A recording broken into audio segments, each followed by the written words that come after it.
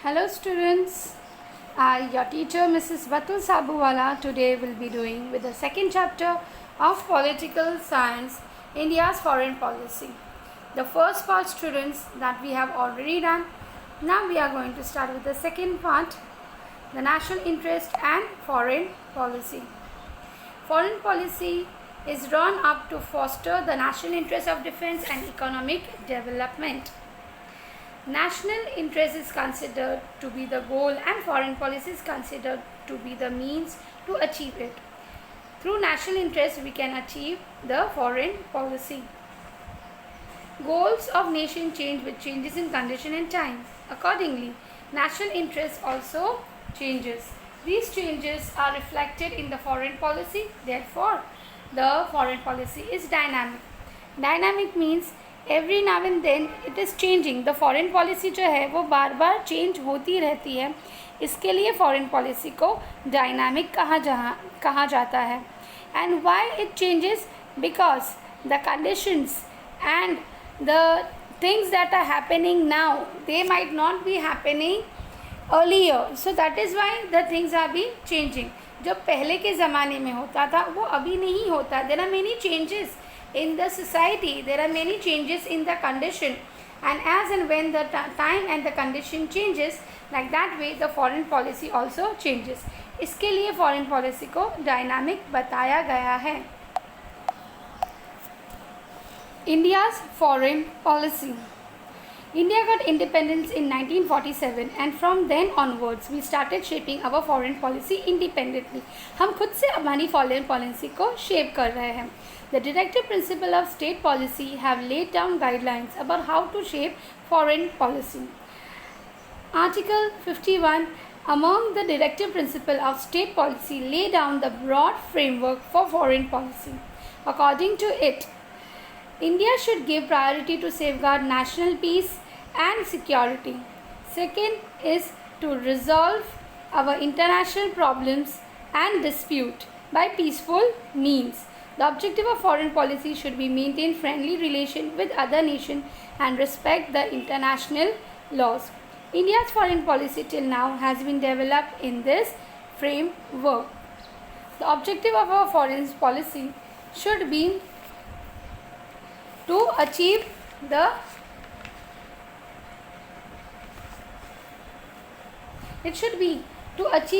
how much benefits that we can get it.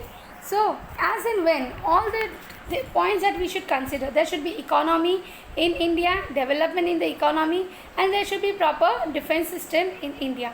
So, according to the article of 51, our Indian foreign policy has been set up. So, let's go further. Students, besides this objective, there are many other objectives also in the India's foreign policy. Like we should have friendly relationships with our neighboring countries. Then we should protect the unity and integrity of our country, protecting the interests of Indian citizens and re-establish economic and commercial relationships.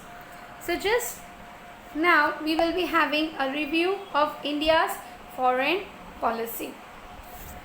So when we are going to review the India's foreign policy, we are going to see that the Indian foreign policy has been divided into two stages. The period from independence to 1990 can be considered as the first stage, and the second stage would be from 1990 till the date till now.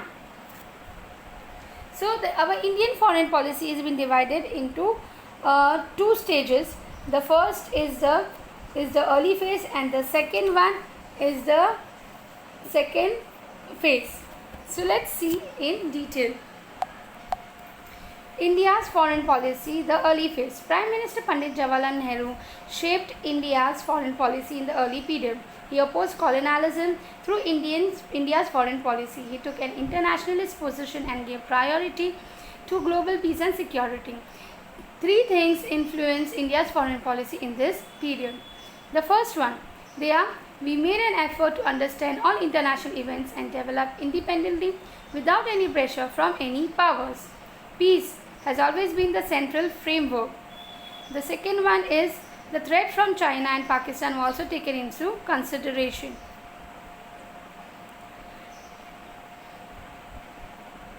Then the third one is One more feature of India's foreign policy is this time was the insistence of self-reliance. We should be self-reliant, Atmanirbhar. In the beginning, India decided to improve relation with countries in Asia. Efforts were taken to cooperate with Asian countries in order to achieve development and to keep our country independence intact.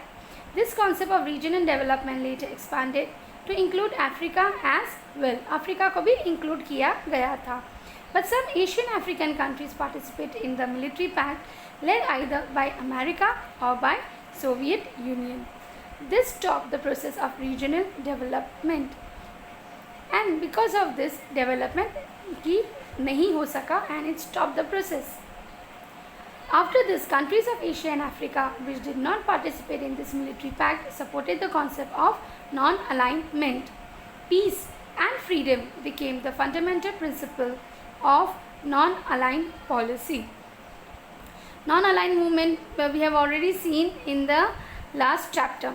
In this period, India had to face conflict with neighboring countries. Wars happened between India and Pakistan over the Kashmir question in 1947 to 1948 and again in 1965. In the third war that happened in 1971, Pakistan broke apart and independent Bangladesh was being created. In the decades of the 1970s, there came about some stability in India's foreign policy. India has risen as a powerful regional power in South Asia by conducting nuclear tests in 1947. India had also proved her nuclear capability. From 1980, however, some changes began to take place. In order to increase cooperation among South Asian countries, South Asian Association for Regional Cooperation, that is SAARC, SAARC, was being established.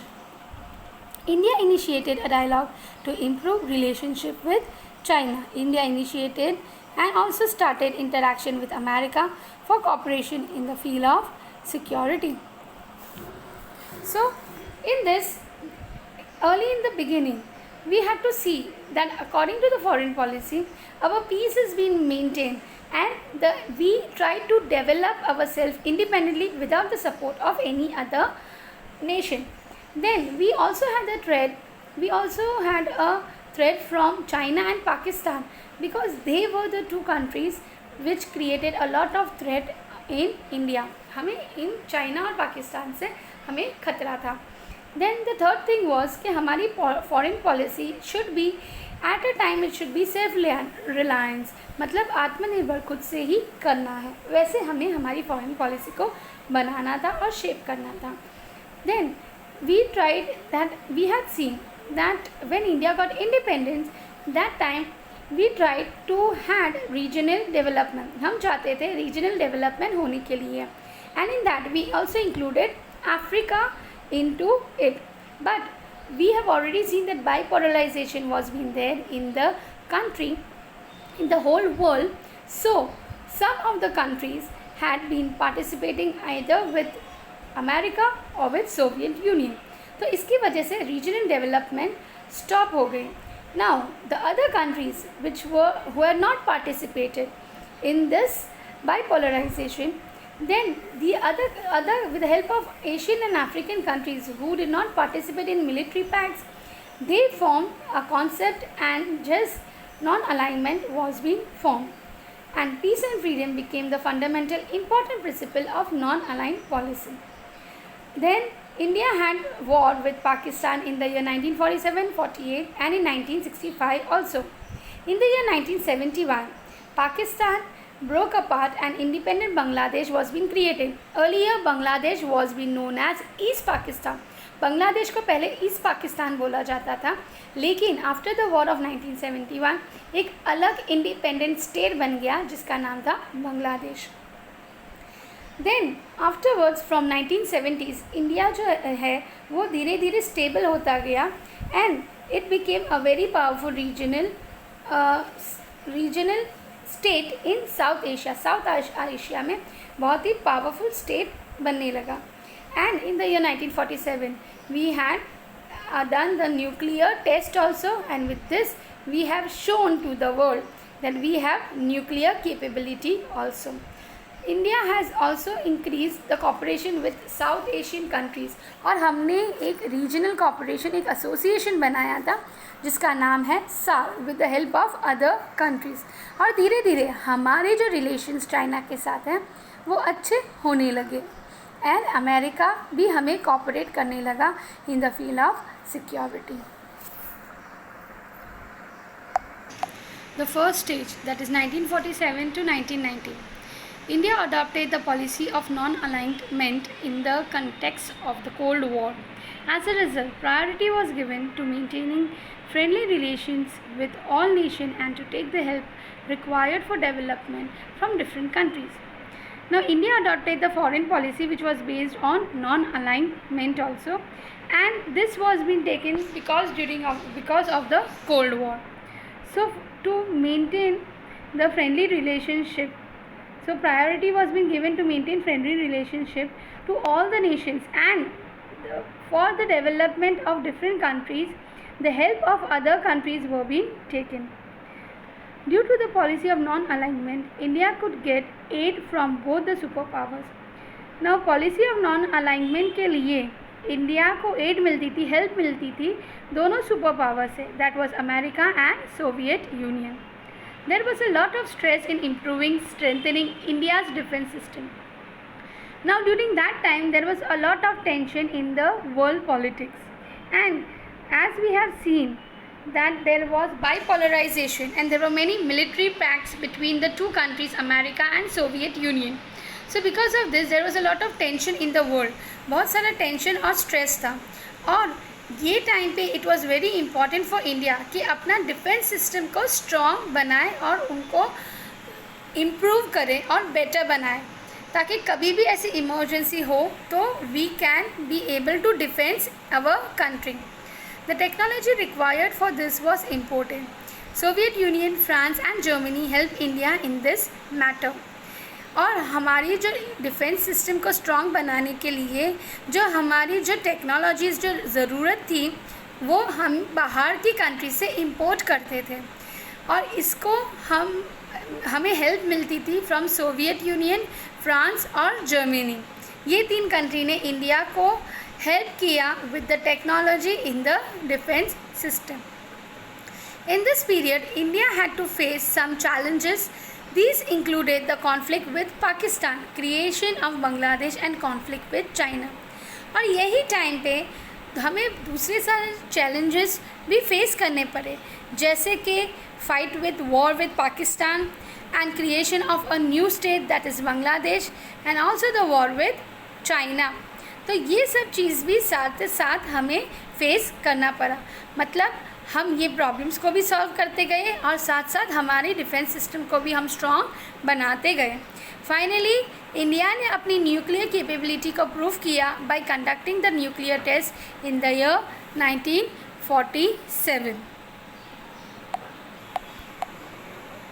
Contributions of Pandit Nehru to India's foreign policy. His stand was that India should be independent and understand the global or international affairs. He followed up the policy of peace. Second stage, 1991 till the date. India's foreign policy became more comprehensive and dynamic in the second stage. In the post-Cold War period, the priority no longer remained to political and military relations. Several other dimensions like economy, trade, education and technology got included in foreign policy. After 1991, India reduced the government control over the economy and adopted the free market policy. Naturally, there was an increase in trade with neighboring countries. Our share in world trade increased. Efforts began to be made to increase the rate of economic growth. In the decades after 1990, our relation with South Asian countries like Singapore, Thailand, Vietnam, etc. became more stronger. Our trade exchange with Israel, Japan, China, and Europe Union also increased. India began to participate in organizations at the international and at regional level more than before. For example, G20 and BRICS, that includes Brazil, Russia, India, China, and South Africa. Our relations with America strengthened, mutual trust grew. India's nuclear policy is an important part of India's foreign policy. You must have studied the meaning of nuclear energy and its uses in subjects like history, geography, or chemistry. Having understood the importance of nuclear power, India undertook the nuclear program immediately after independence. For this, we established the Department of Atomic Energy and the Indian Atomic Commission. The first chairman of Indian Atomic Energy Commission was Dr. Homi Bhabha. Even through electricity generation was the main purpose behind the program, it also aimed at creating military capability. As a consequence of this, India conducted her first nuclear test in 1974 at Pokhran. India built nuclear weapons and conducted nuclear tests in the year 1998. We have also made missiles carrying nuclear weapons, and the Air Force and the Navy have been enabled for carrying them. So students, a lot of progress was being made out, and in the other subjects like history, geography and chemistry, and along with that, which boosted India's development, that was the nuclear power, the nuclear energy. The main reason of nuclear energy was to generate electricity. Electricity generate करने के लिए हमने nuclear powers को बनाया था with the help of the chairman Dr. Homi Bhabha. लेकिन इसके साथ साथ हमने military capabilities भी बनाए, और साथ and along with that we had made the nuclear weapons. जो पहला weapon जो हमने nuclear test किया था, that was in the year 1974 during Indira Gandhi's time, and the second nuclear test that we did was in the year 1998, that was during Atal Bihari Vajpayee as the Prime Minister. और इसी तरह से हमने nuclear weapons को use किया है अपने air force में और नेवी के अंदर. India is now a country which has nuclear weapons. We have accepted the role of the responsibility nuclear power. India has been consistently supporting efforts for this armament ताकि arms use ना किया जाए, because it is India's position that there should be peace and security in the world. India चाहता है कि peace और security पूरे world में होना चाहिए. Having taken a survey of foreign policy in this way, we are going to study the India's defense system in the next chapter. So, though India has made the nuclear power, कि India ने nuclear powers बनाए हैं, but India हमेशा this armament के लिए ही support करता है, because India चाहता है कि there should be peace and security in the whole world. और इसके लिए we have taken a survey of India's foreign policy, और नेक्स्ट चैप्टर में हम देखेंगे India's defence system, that is the army, navy and air force. So with this students, I have completed